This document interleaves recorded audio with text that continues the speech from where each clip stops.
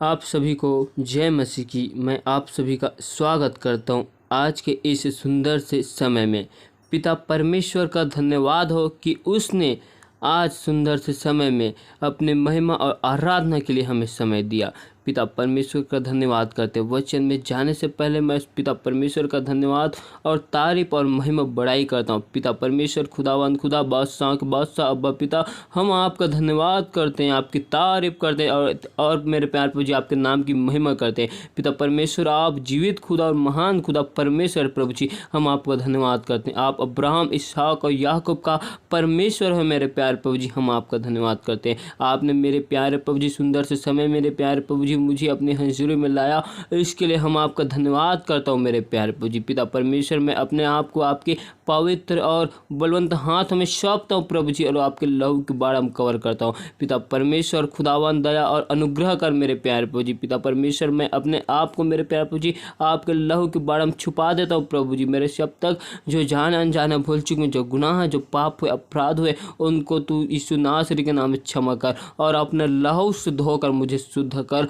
और पवित्र कर प्रभु जी। पिता परमेश्वर आज के सुंदर समय मेरे प्यार प्रभु जी आपके वचन कलाम की ओर जाते हैं मेरे प्यार प्रभु जी। आप मेरे प्यार प्रभु जी अपने वचन और कलाम से हमसे बोल और बातचीत करना मेरे प्यार प्रभु जी। पिता परमेश्वर आप अपने भेद भरी बातों को यीशु के नाम से मुझे बतला मेरे प्यार प्रभु जी। पिता परमेश्वर वचन की बोलने वाला मैं नहीं वरन आप मुझ में से होकर बोल और बातचीत करना मेरे प्यार प्रभु जी। आज के वचन के द्वारा मेरे प्यार प्रभु जी लोगों के जीवन में अपरंपार की आशीष आने पाए प्रभु जी। पिता परमेश्वर दया और अनुग्रह कर मेरे प्यार प्रभु जी। पिता परमेश्वर हम सारे महिमा और आपको देते हुए प्रभु जी यीशु नासरी के नाम से इस विनती को मांगते हैं, आमीन आमीन। आइए हम हठीले मन के विषय में सीखते हैं। हम बाइबल में देखते हैं कि फिरौन का मन किस प्रकार से हठीला हो गया था। आज हम उसको सीखते हैं। आप मेरे साथ में निर्गमन की एक अध्याय को निकाल लीजिए और उसके एक पद से हम देखते हैं कि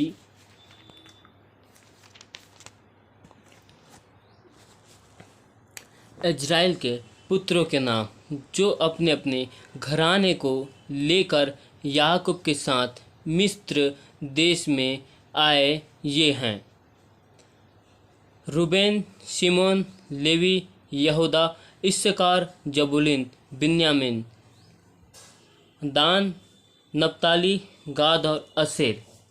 और यूसुफ तो मिस्र में पहले ही आ चुका था। याकूब के निज वंश में जो उत्पन्न हुए वे सब 70 प्राणी थे। यूसुफ और उसके सब भाई और उस पीढ़ी पीढ़ी के सब लोग मर मिटे, परंतु इज़राइल की संतान फूलने फलने लगी और वे लोग अत्यंत सामर्थी बनते चले गए और इतना अधिक बढ़ गए कि सारा देश उनसे भर गया। ये वचन हमें बतलाती है कि मिस्र में जब इजरायली लोग आए थे तो केवल वो लोग 70 लोग आए थे और उन 70 लोगों की जनसंख्या पूरे मिस्र देश भर छा गई और वो अत्यंत फलते फूलते गए और उस देश में उन लोगों की जनसंख्या बहुत बढ़ गई और वो लोग अत्यंत सामर्थी बनते चले गए और इतना अधिक बढ़ गए कि सारा देश उन इजरायलियों से भर गया। फिर 8 पद को देखते हैं। मिस्र में एक नया राजा गद्दी पर बैठा जो यूसुफ को नहीं जानता था। मिस्र में एक राजा आता है जो यूसुफ नबी को नहीं जानता था और उसने इजरायलियों के लोगों से बुरा बर्ताव किया और इजरायलियों के से बहुत ज़्यादा काम करवाता था और उन्हें बहुत सताया करता था, दुख देता था और उनके ऊपर कामकाज का इतना बोझ को डाल दिया। हम इसको 14 पद में देखते हैं। और उनके जीवन को गारे ईंट और खेती के भांति भांति के काम की कठिन सेवा से दुखी कर डाला। जिस किसी काम में वे उनसे सेवा करवाते थे उनमें वे कठोरता का व्यवहार करते थे। ये जो फिरौन है, जो राजा था, वो इजराइलियों की जनसंख्या पूरे देश में छा गई थी और उनको डर लगता था कि कहीं ये इजरायली लोग इस देश की जनसंख्या बहुत बढ़ने से ये हमारे साथ लड़ाई ना करे और हम इनसे हार न जाए। इस वजह से ये फिरौन इजरायलियों के साथ कठिन कठिन काम को करवाता था और इनके साथ कठोरता के साथ व्यवहार करता था। और हम इसमें एक चीज और सीखते हैं कि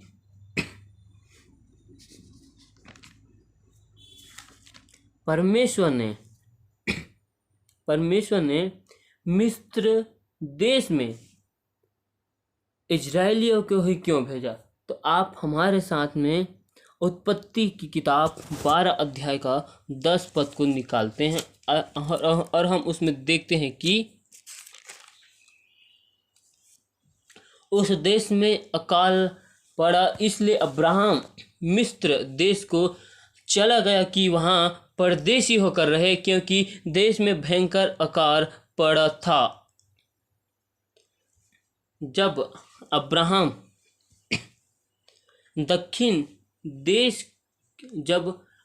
अपने देश में रहता था और अब्राहम दक्षिण देश से होकर मिस्र देश में आता है और वहाँ वो रहता है और वहाँ एक राजा रहता है, वो फिरौन है। और वहाँ अब्राहम रहने के बाद अब वहाँ के फिरौन को अब्राहम आशीष करता है, क्योंकि वहाँ का जो फिरौन रहता है वो परमेश्वर का भय को मानता था, परमेश्वर को वो जानता था, परमेश्वर के भय में चलने वाला था। इसीलिए उस फिरौन को परमेश्वर ने आशीष दिया। और हम इसके साथ एक पद को और देखते हैं, उत्पत्ति का 15, 13, 14। तब यहोवा ने अब्राहम से कहा, यह निश्चय जान कि तेरे वंश पराए देश में परदेशी होकर रहेंगे और उस देश के लोगों के दास हो जाएंगे और वे उनको 400 वर्ष तक दुख देंगे। फिर जिस देश के वे दास होंगे उसको मैं दंड दूंगा और उसके पश्चात वे बड़ा धन वहां से लेकर निकल आएंगे। पिता परमेश्वर ने पहले से ही अब्राहम के जीवन के लिए बड़ी भविष्यवाणी कर दी थी। अब्राहम के जीवन के लिए परमेश्वर ने एक बड़ी योजना को बना दिया था। परमेश्वर ने उस योजना को पूरी करने के लिए अब्राहम के वंश को परदेशी देश में परदेशी होने के लिए बोल दिया था।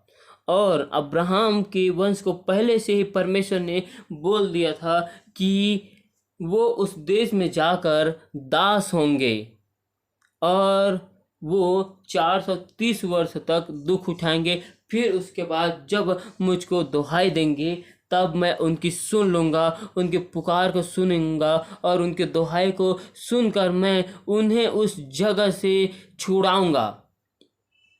परमेश्वर बोलता है कि अब्राहम को परमेश्वर बोलता है कि मैं तुझे अन्य जातियों का पूरी सारी पृथ्वी का मूल पिता ठहराऊंगा। पिता परमेश्वर ने अब्राहम को ऐसा बोला था। परमेश्वर को इस वचन को पूरा करना था, इसीलिए अब्राहम के वंश को मिस्र देश में ले गया, क्योंकि अब्राहम के वंश में केवल 70 लोग ही थे। इसीलिए परमेश्वर ने अब्राहम को पहले मिस्र में भेजा।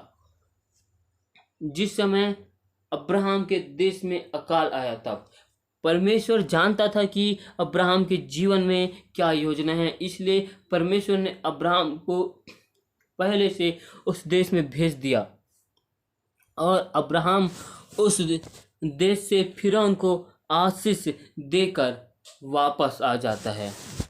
और उसके बाद हम देखते हैं कि उत्पत्ति के 37 के 28 में कि परमेश्वर ने यूसुफ को मिस्र के प्रधानमंत्री होने के लिए चुना।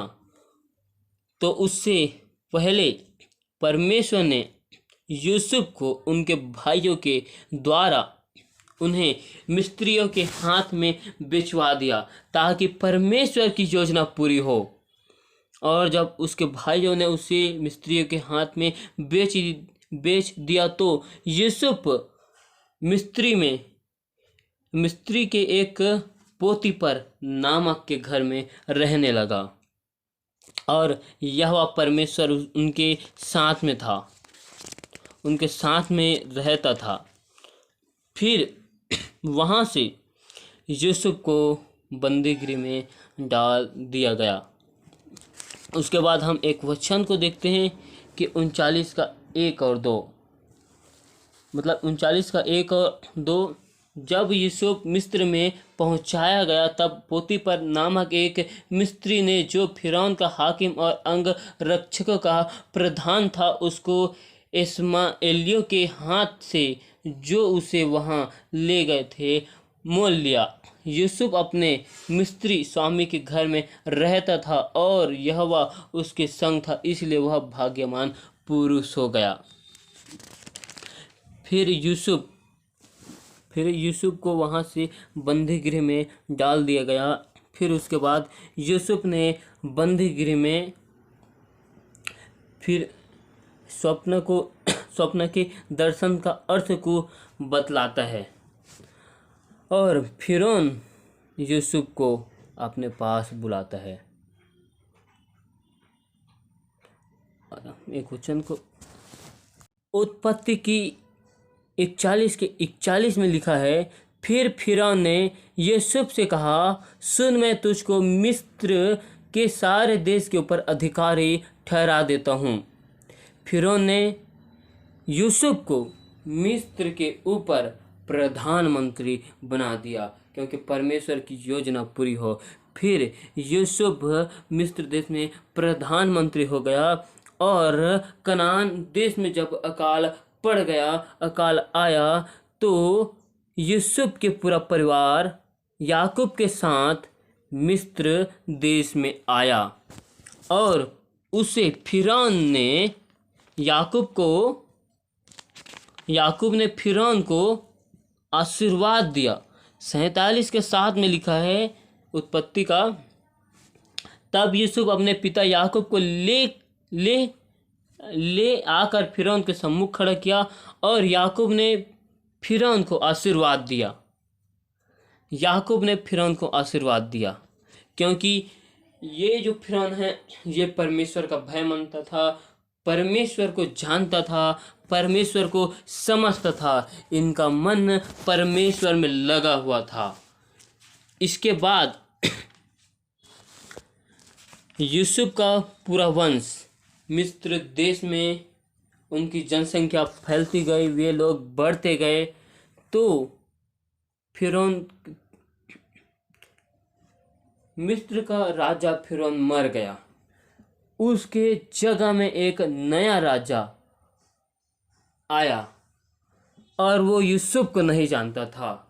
इसी कारण उन्होंने यूसुफ के पूरे वंश के साथ कठोरता से व्यवहार करता था, पूरे इजरायली लोगों को सताता था और इन्होंने दुख उठा कर परमेश्वर को आंसू बहाते हुए, रोते हुए परमेश्वर को दुहाई दी।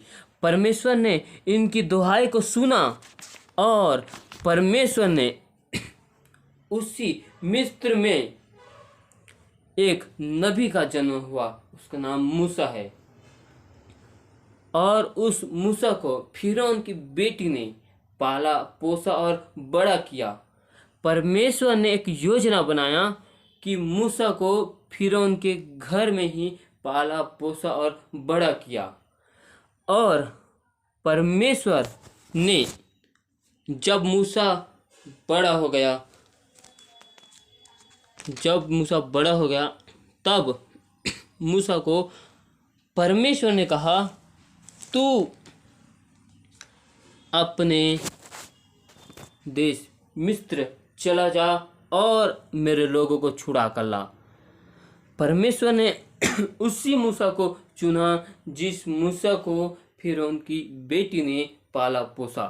और वो मूसा फिरौन के सामने जाता है, फिरौन को बोलता है कि हम सब इजराइलियों को जाने दे, क्योंकि यहोवा ने हमसे कहा है।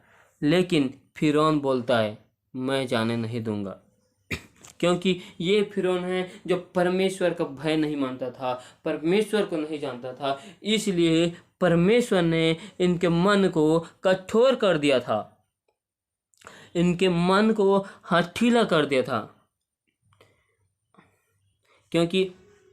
क्योंकि यहोवा परमेश्वर इनको दिखाना चाहता था कि इस जगह में परमेश्वर सचमुच में है, परमेश्वर की इस जगह में हजूरी है।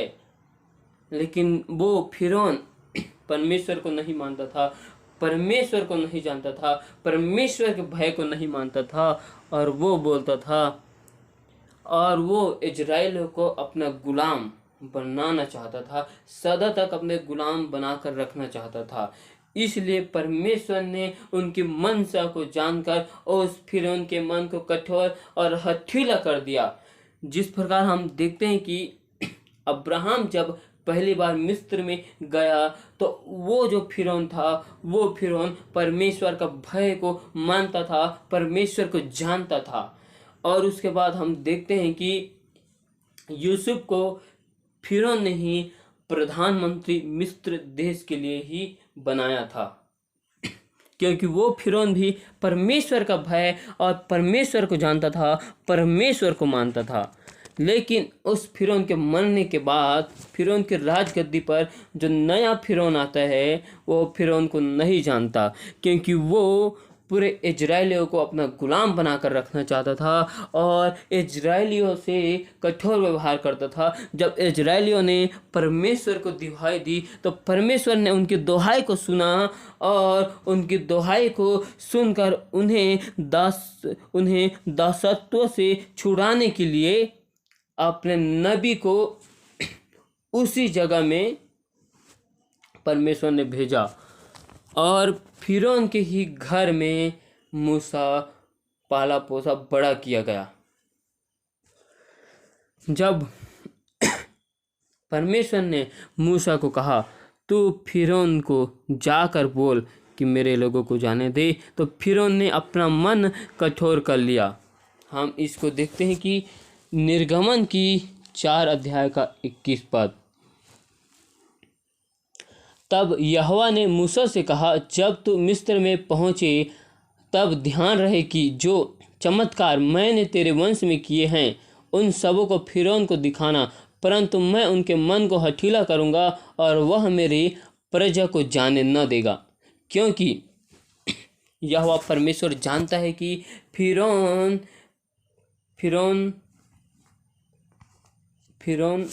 इजराइलियों से कैसा व्यवहार करता है। वो इतनी जल्दी इजराइलियों को जाने नहीं देगा। इसलिए परमेश्वर ने फिरौन के मन को कठोर कर दिया। अगर फिरौन मूसा की बात को एक ही बार में मान लेता, अगर फिरौन इजरायली लोगों के साथ अच्छा व्यवहार करता, तो परमेश्वर फिरौन के मन को कठोर नहीं करता। और हम इसके साथ एक और वचन को देखते हैं, किसका? निर्गमन का 7 अध्याय का 13 पद।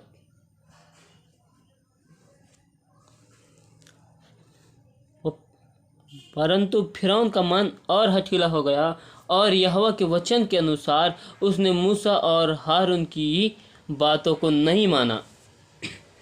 परमेश्वर ने मिस्र देश में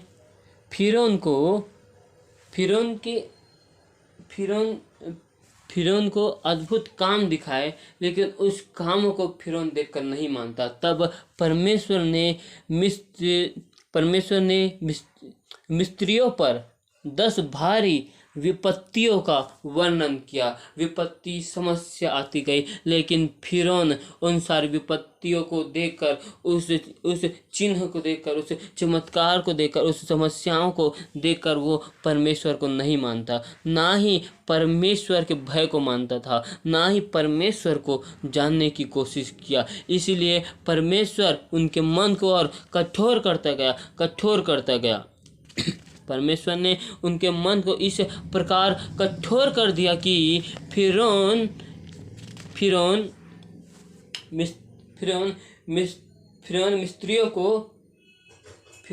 इजराइलियों को अपने पास ही रखना चाहा। हालेलुया।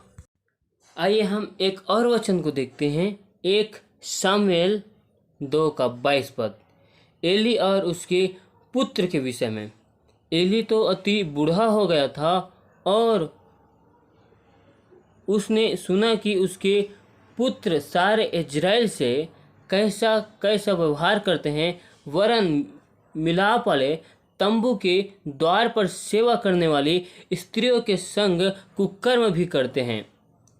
हम इस वचन से सीखते हैं कि एली एक याजक है और इस याजक के जो पुत्र है वो इजराइलियों से गलत व्यवहार करता था, और इस व्यवहार से परमेश्वर ने देखा कि इन्होंने मेरे लोगों से किस प्रकार से व्यवहार किया। तब परमेश्वर ने इन एली के पुत्र को मिटाने के लिए सोच लिया। परमेश्वर ने अपने मन में सोच लिया कि मैं एली के पुत्र को मिटा दूंगा। और इसी एक और वचन को देखते हैं, इसी का 25। यदि एक मनुष्य दूसरे मनुष्य का अपराध करे तब तो परमेश्वर उसका न्याय करेगा, परंतु यदि कोई मनुष्य यहोवा के विरुद्ध पाप करे तो उसके लिए कौन विनती करेगा। तो भी उन्होंने अपने पिता की बात न मानी, क्योंकि यहोवा की इच्छा उन्हें मार डालने की थी।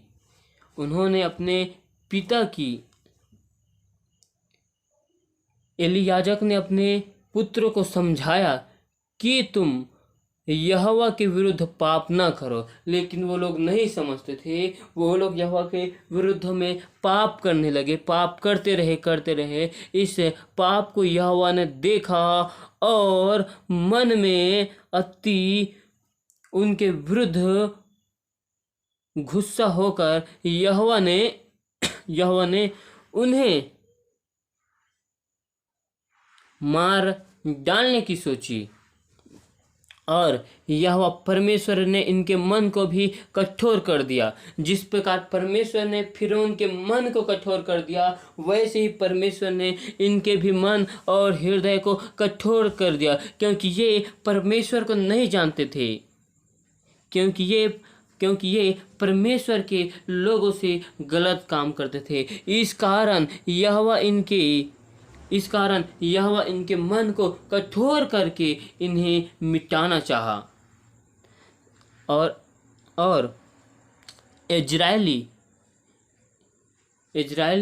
और एली के पुत्र जब फलिस्तियों से युद्ध करने के लिए गए थे तो उन्होंने युद्ध को हार के आया, और इजरायलियों ने इस युद्ध को हार गया। और उसके बाद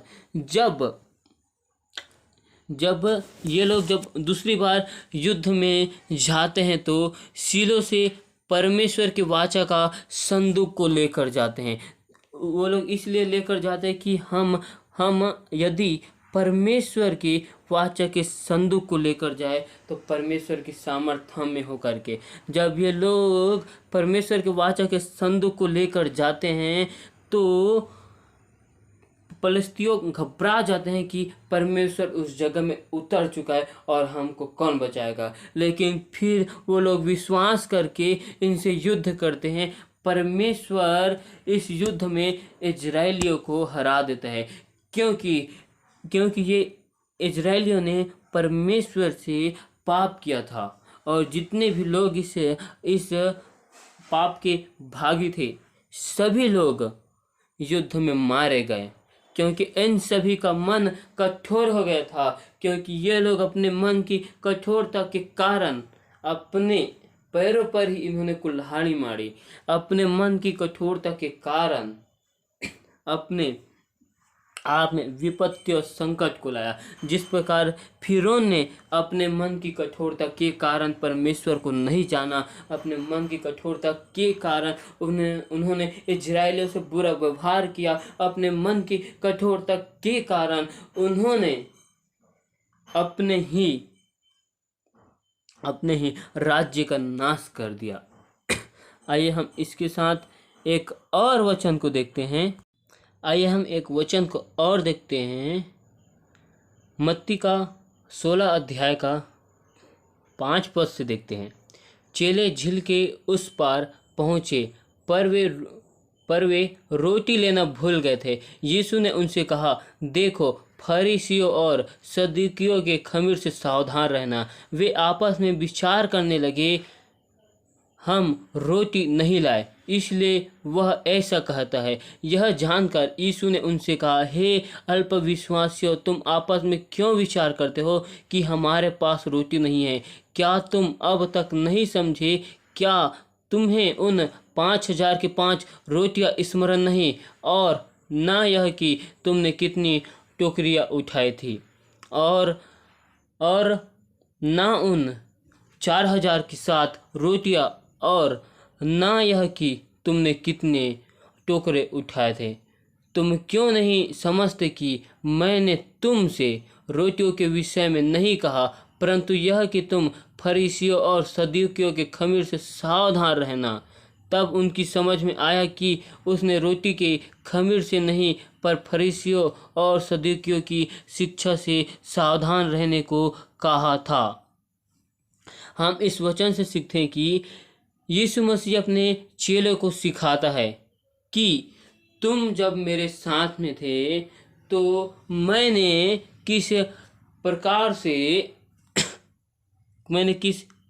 से रोटी और मछली को मैंने खिलाया था। क्या तुम्हें वो दिन, वो समय, वो स्मरण नहीं?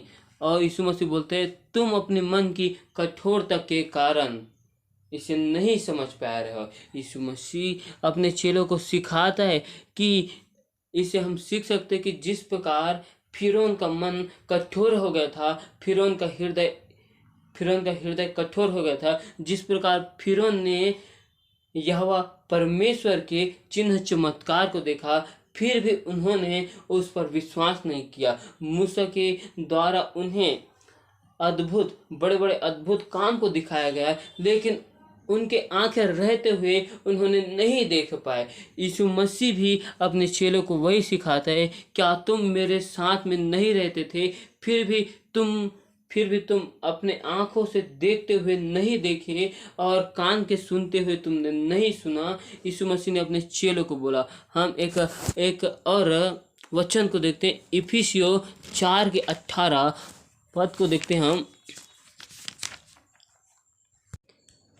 क्योंकि उनकी बुद्धि अंधेरी हो गई है और उस अज्ञानता के कारण जो उनमें है और उनके मन की कठोरता के कारण वे परमेश्वर के जीवन से अलग किए हुए हैं और वे सुन्न होकर लुचपन में लग गए हैं कि सब प्रकार के गंदे काम लालसा से किया करे। परमेश्वर का वचन हमें ये बताता है कि जिस प्रकार हम अपने आंखें होते हुए हम नहीं देखते, कान होते हुए हम नहीं सुनते, परमेश्वर ये बोलना चाहता है इस वचन से, जिस प्रकार फिरौन ने देखा सुना लेकिन विश्वास नहीं किया। यीशु मसीह अपने चेलों से बोलते हैं, हे अल्प विश्वासियों, तुम्हारा विश्वास कहाँ गया? तुम्हारा विश्वास थोड़ा सा क्यों था? परमेश्वर यीशु मसीह अपने चेलों को ये बोलता है, हे अल्पविश्वासियों, तुम्हारा विश्वास कहाँ रहा? तुम जब मेरे साथ में थे, आंखें रहते हुए तुमने नहीं देखा, कान होते हुए नहीं सुना। परमेश्वर हमें सिखाता है कि जिस प्रकार हमने परमेश्वर के कामों को देखा, उसके चिन्ह चमत्कार को देखा, परमेश्वर की शिक्षाओं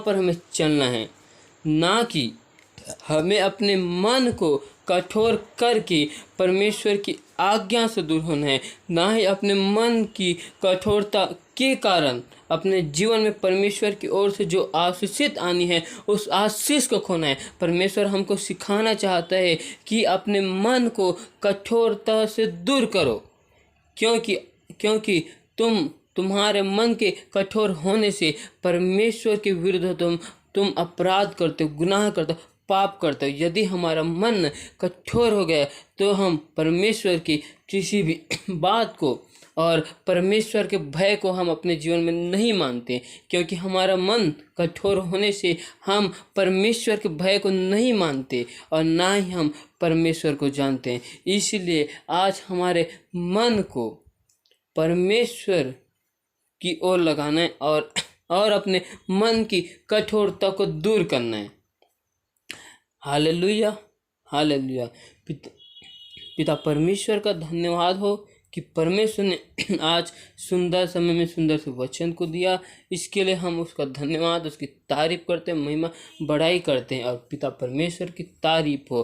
पिता परमेश्वर सारी महिमा आपको देते हैं। जितने भी लोगों ने मेरे प्रभु जी वचन के सुनने वाले हर एक के जीवन में तो कार्य करना मेरे प्रभु जी, एक एक का मन हृदय बदल जाए प्रभु जी। पिता परमेश्वर अपने जलाल एक एक के जीवन में उतरने पाए प्रभु जी। जितने भी लोगों का मन हृदय कठोर है मेरे प्यारे प्रभु जी, आज हर एक के मन हृदय को परिवर्तन कर प्रभु जी। पिता परमेश्वर तूने अपने वचन में कहा कि मैं तुम्हें पत्थर के हृदय को फेंक कर मैं तुम्हें मांस का हृदय दूंगा। कहा आज पिता परमेश्वर तू हमें उसी मांस के हृदय को दे मेरे प्यारे प्रभु जी, ताकि हम तेरे वचन तेरे कलाम में चल सके। हम आपका भय अपने जीवन में, आपका भय हमारे जीवन में रहने पाए।